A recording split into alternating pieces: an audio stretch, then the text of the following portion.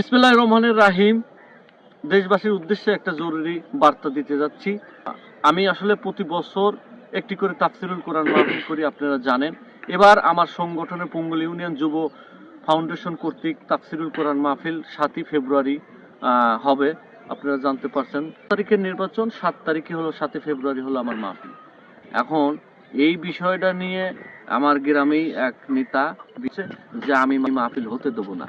তা আমি তাকে বলতেছি তার উদ্দেশ্যেই যে আমি বিগত 7 বছর আওয়ামী লীগ সরকার থাকার সময় আমি আমার জীবন বাজি রেখে আমি দিনের কাজ করে আসছি, আর এখন তো কোনো কথাই নেই। অতএব সরকারি নির্দেশ না থাকা পর্যন্ত আমাকে যত পারে বাধা দিবে, অসুবিধা নেই। যখন আমার সরকারের কোনো নির্দেশ আসবে যে না এখন এই তারিখ থেকে মাহফিল বা কর্মকাণ্ড সবকিছু বন্ধ থাকবে, তখন আমি আর এই কাজ করব না। যেহেতু আমি গভর্নমেন্ট জব করি, আমি সরকারের নির্দেশ মেনেই কাজ করব। অতএব আমি এইসব নেতা নিয়ে আমি ভয় পাই না।